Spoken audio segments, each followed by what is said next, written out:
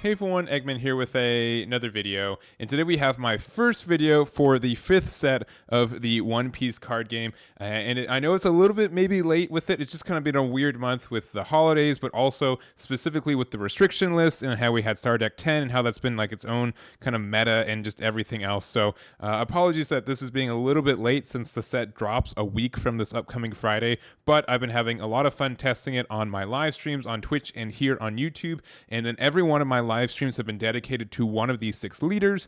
So if you guys want to check out all the playtesting I did with this Luffy, make sure to check out the link in the description for that live stream link there. And honestly, it's one of my favorite leaders for this set. We're gonna be making a video for each one of these 6 leaders in the next couple days too. So if there's a favorite one of yours, it's gonna be popping up soon. And I still have some live streams for some of the other leaders too. So should be a lot of fun, a lot of OP05 content, and let's kind of jump on into it. So we're gonna start off with the purple Luffy, which I honestly think is one of the 2 most anticipated leaders into this next set, this and the Sakazuki as well. But it's a pretty unique one on how it kind of works, and just it's really generic. And honestly, like, I feel like it's maybe a little bit too generic for its effect. It's just very strong. So it reminds me a lot of like the red and purple one we get from Star Deck 10. And honestly, with how Star Decks work in this game, that they get kind of released in between sets now, and kind of like they're good for like when they're out, but then they kind of get new support in the next set after it too. This purple Luffy gets to take advantage of a lot of the good cards from Star Deck 10 as well, simply because it is a purple leader, and it's kind of got the same effect, or kind of the same idea, where you're able to get, you know, Dawn Ramp on your leader, which is generically very rare and very coveted in this card game. So activate main once per turn. You may take the top card of your life to your hand, and if the amount of Dawn on your field is 0 or more, add up to 1 Dawn card from your Dawn deck as active. So this just means you get free ramp after turn 1, so turn 2 onwards you can keep ramping. And because of that, that just means that, you know, on turn 3 you get 2 extra Dawn for free, which is really nuts, but also the fact that you get to draw the cards, which means you get additional cycle and everything else. So it's kind of like a trade-off between like the red purple Luffy and this is you know, you're only a 5k, and you know, immediately you're going to go down to 3 life because you want to start using this activate main, but it means you get 2 extra cards in hand, right? So kind of like that trade-off. The fact that this can get to 10 Dawn faster without really any external stuff is great. It does come at the cost of losing cards in your life, but as long as you don't lose, you're in a really good spot. So that's kind of how this leader works, and because of this too, you can consistently get cards out, but also you're able to like play cards as you ramp, because normally the kind of the trade-off for this is that, oh, I play a card that gives me a Dawn, but it's usually kind of understated, or it's usually a little bit expensive, but it's the only thing that I'm doing this turn. This Luffy says, oh, I get a Dawn back, I get to draw a card, which is kind of rare in this card game, very coveted as well, and I get to play a body as well, because it comes, the Dawn you get comes out as active, which is super duper strong. So all of this combined just means you get a lot of power for this leader, and we're kind of going to go through a little bit as well. It's also doesn't really have an archetypes with it. It just says they kind of are like, hey, here's this leader. It's probably going to be very good. We don't need additional cards specifically for this leader. We have like one kind of, which we'll talk about, but the whole thing about this guy is that you just get Dawn very quickly. You get to ramp very quickly, and because of that, you get to play out cards faster than your opponent would normally be able to, you know, react to them too, which is kind of the thing. So that's kind of the idea for it. And so we kind of have an archetype for it, a little bit, sort of, kind of. It's kind of like the Wano Straw Hats, where they're just like okay effects. They kind of work for both this leader and the red purple one, in the fact that they are not only Straw Hats, which you mean we can find with Nami now that we get Nami back in OP05, but also just the fact that like it depends on you having an additional amount of Dawn on the board, and if you do, you get these kind of extra effects that are usually really strong. So the Usopp one gets a Dawn ×1 on attack if you have 8 or more Dawn on your field, rest an opponent's character with a cost of 4 or less. So being able to get that interaction is really nice. There's more than these, by the way. These are just kind of like the best ones in my own mind. There's also the Zoro one that has a 1 attacking. If you have 3 or less life, you get to add 1 Dawn from your Dawn deck instead as active. So that's actually pretty strong too.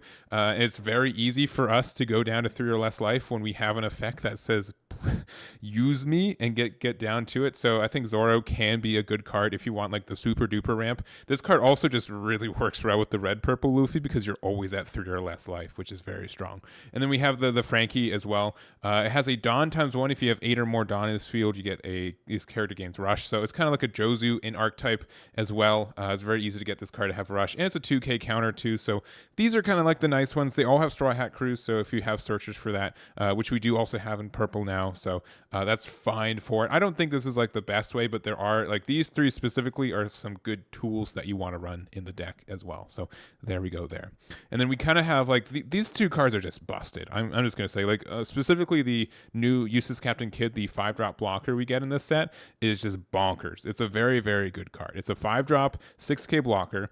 It has a counter, which is just good. I think that this card didn't need a counter, but it does have one. But also, your turn once per turn, when a Dawn card from your field is returned to your Dawn deck, add 1 Dawn from your Dawn deck as active. So that is just a really great effect. It means that not only do you not lose Dawn, you get to reuse it afterwards, which is really, really great. And then also, it really works well with the 7-drop. So if you end up going second with this leader, it just means that if you go second, you can take a life on your second turn, which means you go to 5 Dawn, which means you can play the Useless Captain Kid because you get the Dawn back as active, and then your next turn you'll be at 7 Dawn inherently. You can play the 7-drop, you become a 6k leader, and then you also get the Dawn back that you can put on your leader to get 7k for the attack. So like that's very strong. I think that's going to be like a good play that you're going to see pretty often in decks like this if you're able to see it, which again you'll be able to see more often since you are drawing cards from your life. So honestly, like it does have some of like the effects that we see from Newgate, where like literally does become a 6k leader if you find a 7-drop Useless Kid, right? Like you go down to 3 cards in life, even like 2 cards in life, but then if you have like 10 in hand and you're a 6k leader with blockers and like an 8k, like you can see kind of how it ramps out of control a little bit. So that's kind of like the idea for it. You do, you know, aggressively take cards from your life, but like with support cards like this, it doesn't really matter as long as you see them too. So I think that's kind of important for the deck as well. And then kind of like the last card we're going to talk about in general from this, because again, this is a really open-ended leader. There's a lot of just good purple stuff that you can build and a lot of different ways you can build the deck. But we do have this Monkey D. Luffy secret rare, which again works for, it works for any purple leader, but specifically works for both our leader and the red-purple one. It has on play Dawn -10, which is the maximum. Place all your characters other than this at the bottom of your deck. Then you after this turn, you get to take another turn. So obviously, take another turn cards are really good in a lot of card games. It does mean like you get your Dawn at the beginning of your next turn and you get to draw a card, which is really good. So you get like that cycle there. And then you get to attack with your leader again, which is great. But also says activate main once per turn for 1. You can add 1 Dawn from your Dawn deck as active, which means, both this leader and the red purple one has this. You can use the effect when you're at 0 Dawn. So that means you get the 1 Dawn back, and then you can use the activate main of Luffy, and then you're at 2 Dawn, and then you start your turn, you're at 4 Dawn, and then you can use the activate main again, and you're at 5 Dawn. So like that works out really well for the deck too. So you normally don't like ramp, play this immediately and kind of go for it. But if you're able to set up like a lethal kind of turn by playing that, and then playing the 10-drop to get another turn, this card essentially has rush, right? That's kind of like the idea of it, but also kind of refreshes your leader, and it's just kind of a weird effect for this card game, but it works out really well at the end. It's kind of like you have to win with it kind of thing, but it usually can, if you play at the right time, there's some good spots for it. So because of that, though, it's a little bit janky. I don't think it's a needed card in either of these decks, the red purple Luffy or the mono purple Luffy. It's a consideration for it because you do get like some good like end game scenarios because of it specifically, but it's a little bit of a win more card. So you can play it if you like it. I don't think it's the wrong choice. It is not needed though, and it's just kind of again like a flavor add, which I think is important in its own way. So that's kind of like all the cards I want to just kind of touch on specifically, at least that are newer from OP05. I don't, 7-drop Useless Kid isn't newer, but it is something that, like, again, we're just going to go over some deck lists that I've been working on, just 2 of them right now, but there's a lot of kind of open space, which I think is really cool. And, the leader is very good, which means you can play a lot of different archetypes and kind of things for it. So let's go over to the deck lists. All right, and I have 2 different deck lists for you guys today. Honestly, I think there's a lot of other builds, and there's a lot of like one of ratio changes that you're going to see through a lot of builds. Some people swear by their own tech for this, which I think is really cool for a leader like this as well. If I was to build like a 3rd copy, it'd probably be like a film version of the deck, but I just didn't have enough time for it, and I didn't have like enough testing with it either, so that I didn't want to just give you guys like a lackluster deck list. So we have the 2 of them. First one is like the standard version. This one's a pretty safe build for the choices, and I think it, for your first build build of the deck. I think it has a lot of good things that go for it. Again, like for this deck too, like you just want to play cards on value, which means that, you know, if you go first, you get to go and play a 4-drop on your second turn. And if you go second, you get to play a 5-drop on your second turn. So because of that, and because of the ramping from the leader, I think Magellan has been like a really common card for this. Again, if you can play this on your second turn, which is kind of silly. So you play this card, you're at 4 Dawn, and then you put your opponent on 4 Dawn as well, right? And you can ramp again next turn and keep going, and your opponent's just going to be kind of behind on Dawn a lot because of this card existing. So I think that's something that's a little bit, can swing the battle for it. If you want to, double down on impel down cards with this, go for it. Make sure you see it more often and hope you get that consistency with it. I think that's definitely a route for a deck like this build too. So I think that's a really good card for the deck as well. And then we just play a bunch of the 4/6s. I personally didn't like the ulti at first. I thought it was like a little bit cheesy, but it is kind of pretty okay. It was just the fact that you get to be a 2k counter, and if you want to play this on your second turn and play a 4/5 and a 4/6, that's actually pretty stupid. Like it's a lot of value. Your opponent's gonna have a hard time answering this most of the time, and 4/6s in this game, where one, there's gonna be 6k leaders walking around, is great, but also against 5k leaders, they just have to like put additional resources, get rid of it, which is why we kind of double down on the 4/6s in this build. So that's kind of the idea for that one. Other than that, our other 2ks are X-Drake and the Frankie as well. Also, real quick too, if you guys want to, there's more page ones as well for purple. If you guys want to see it, there's this one from set 1. If you want to like double down on the ulti package and find more page 1 cards, this has Dawn -1 to attack active characters, which is actually really good effect most of the time. So I think that's worth it if you want to. I just kind of want to mention that as well if we're talking about the ulti stuff. But other than that, like the top end is just the good cards. So we have the 5/6 useless kid. We have the queen, which is still very good. Like if we're at 10 Dawn playing kid and then playing queen and then getting the Dawn back and then putting it and like attacking as a 6k leader is kind of silly. Useless Captain Kid is a really good card. And then also the Kaido. Kaido's I think is generically like the go-to kind of top end for this deck, especially since if you already have this useless Captain Kid blocker out, you play this on 9 Dawn, you unramp only 4, and then you get like the Dawn back next turn as well. So you're really not like pressured to play this. It gets a lot of value, and since you play it earlier than you normally would, I think that's in a good spot too. So last card is Trafalgar Law, and you get like a lot of skill checks on this where like your opponent, like if you go first, right? You will ramp up to 4. If your opponent played a 1-drop, they usually search for something. So your opponent is usually going to have 6 cards in hand at the start of your second turn. You attack into their life.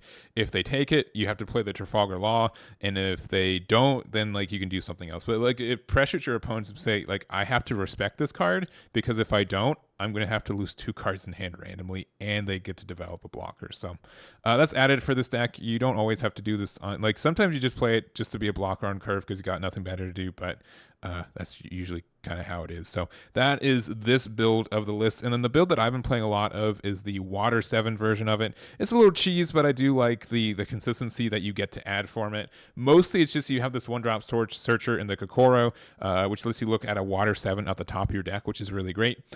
So some cards that you like to find and you can find are, one, we have Frankie and Khalifa, which are just some 2Ks. So if we're doing nothing turn 1, we just play Kokoro and kind of go from there. Chimney and Gomni is just being a searchable 2-drop blocker is kind of good. Like it's easy to remove, but it forces your opponent to spend resources to remove this card. And then if it doesn't, it just gets a lot of value. So sometimes we do just have some free Dawn turns that being able to play a cheap blocker makes a lot of sense. It also means that Polly is a searchable card, which we didn't talk about this in the other build, but this is honestly one of my favorite cards in this deck right now. I like to go first with this build specifically because on turn 1, I like to just play the Kokoro, and then on turn 2, I like to play either the page 1 or just the Law, just to have it out. But then after that, we get to play Polly on turn 3 because we get to, we end our turn at 4 Dawn. We'll go into our 3rd turn with 6 Dawn, use our leader effect a second time. We start at 7, play Poly, go to 8 Dawn, and then we're at 10 Dawn the next turn. So that's really great. We get a removal of a 4 or less, which is essentially everything that's not like a Borsalino blocker, because they have 4 Dawn their previous turn. So like it's just very good. It's just very, very good for us getting that like removal and getting the on tempo on curve stuff too. So I think that's nice.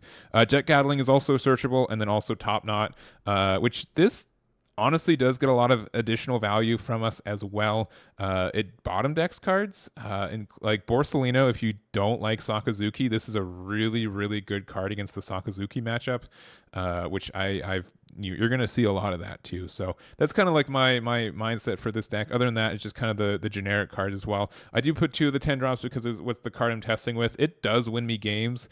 I do also admit that sometimes I feel like I could win games by just using the 10 Dawn better that turn than playing this card, but it's what you want. If you like the card, and your opponent does have to respect this at times, and if they don't, then they just lose. So I think that is something worth kind of discussing, and if you like the card or not. If you don't, you can just play the 4 of the 9 drop Kaido. I think that's fine there. But generally, like, this top end is looking like this, so that's kind of my experience with the deck too. So those are 2 builds. I know they're not completely different, but I do kind of want to mention it. There's a lot of other decks, again, like I think Impel Down is a really good version of the deck. I think that you can do like a film version. I think you can also do Brokeworks, and you guys know I like Brokeworks too. So Water 7 I think just has a lot of benefits, and finding like making Poly more searchable and having like a good turn 1, 2, 3 of Kokoro, Trafalgar Law into Poly just helps you out a lot too. So anyways, that's kind of the video. I hope you guys enjoyed it. We're going to be going over the other 5 leaders in the next couple of days, so make sure to be on the lookout for that. Make sure to hit that like and subscribe button. I know I said at the end of the video, but if you've made it this far, you probably liked a little bit of this content, and that's going to be it for me. So again, thank you for watching, and I'll catch you all next time.